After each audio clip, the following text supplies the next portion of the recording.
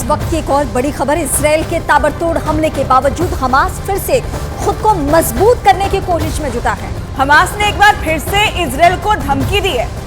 Hamas की ओर से यह कहा गया है कि वो फिर से 7 अक्टूबर जैसी हमले को दोहराने वाला है। यानी कि 7 अक्टूबर को जिस नरसंहार को उसने अंजाम दिया, कुछ वैसा ही हमला उसने फिर से करने की धमकी दी है।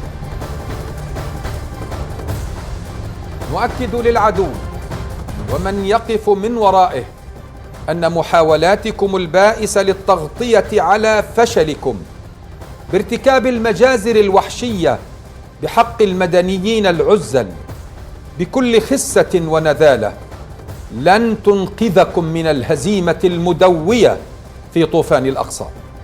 لقد هزمتم في 7 أكتوبر المجيد، وها أنتم تتعثرون في دخولكم البري الذي مضيتم به في مواجهة أبطالنا الأشاوس. पिछले 24 घंटे में युद्ध में नया मोड़ आ चुका है। जबालिया के हमले के बाद अरब के देश इजरायल पर अब दबाव बनाने की कोशिश कर रहे हैं, लेकिन इजरायल ने जबालिया पर 24 घंटे के भीतर दूसरा हमला करके ये बता दिया कि वो ना तो रुकने वाला है और ना किसी के प्रेशर में आने वाला है और ना किसी के दबाव में आकर वो झुकेगा। ये युद्ध में पिछले 24 घंटे में आए नए मोड़ की 3 तस्वीरें इस वक्त हम आपको दिखा रहे हैं। हमास बर्बादी के कगार पे पहुंच चुका है, लेकिन उसका बल नहीं गया। वो फिर से इजरायल पर हमले की धमकी दोहरा रहा है और 7 अक्टूबर को दोहराने की धमकी इजरायल को हमास की तरफ से दी जा रही है। दूसरी तस्वीर आप जो देख रहे हैं, ये उन हथियारों की तस्वीर है जिनका इस्तेमाल हमास ने 7 अक्टूबर को इजरायल पर हुए हमले को अंजाम देने में इस्तेमाल किया था। हाल ही में जिस सुरंग से हमास के लड़ाकों के बाहर निकलने का वीडियो सामने आया है, उसके बारे में दावा किया जा रहा है कि ये एरीज क्रॉसिंग के पास मौजूद सुरंग का है। गाजा की इस सैटेलाइट तस्वीर को बहुत गौर से देखिए। इसमें गाजा और इजराइल के बीच मौजूद हर एक क्रॉसिंग की लोकेशन है। गाजा के उत्तरी सीमा पर मौजूद इस क्रॉसिंग की लोकेशन पर गौर करिए।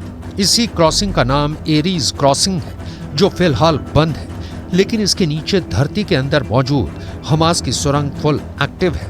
और ये है इजराइल गाजा बॉर्डर। इस बॉर्डर के दोनों तरफ 100 से 400 मीटर तक बफर जोन है। यहाँ आना जाना प्रतिबंधित है।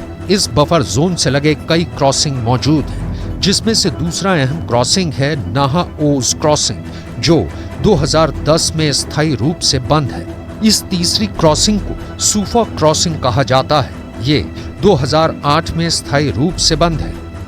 गाजा का चौथा अहम क्रॉसिंग का नाम है रफाह क्रॉसिंग, जो गाजा को मिस्र से जोड़ता है।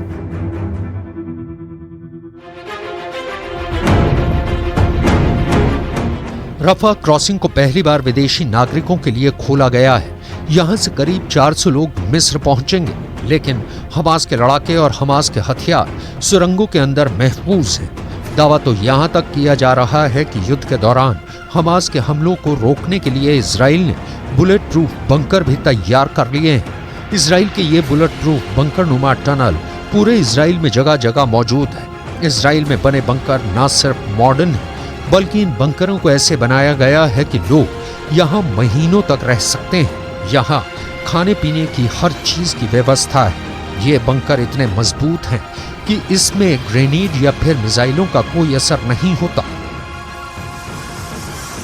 ट्रेन स्टेशन 2018 में बना, लेकिन इसे हम बंकर स्टेशन भी कह सकते हैं, क्योंकि बड़े युद्ध की स्थिति में यह बंकर के तौर पे काम करेगा। एक बार आपको ऊपर दिखाते हैं, यह सरफेस का एरिया है। जो नीतियां बनाई गई हैं, जिस तरह से इस ट्रेन स्टेशन को बनाया गया है, सामान्य तौर पे ये इतना मजबूत है कि इन पर गोलियों का असर नहीं होगा। ये बड़ा गेट, अगर जरूरत पड़े इसको बंद करने की, तो ये बंद किया जाएगा और इस पे कुछ भी मिसाइल भी आप मार दे तो बहुत मुश्किल से ये टूटेगा। इजराइल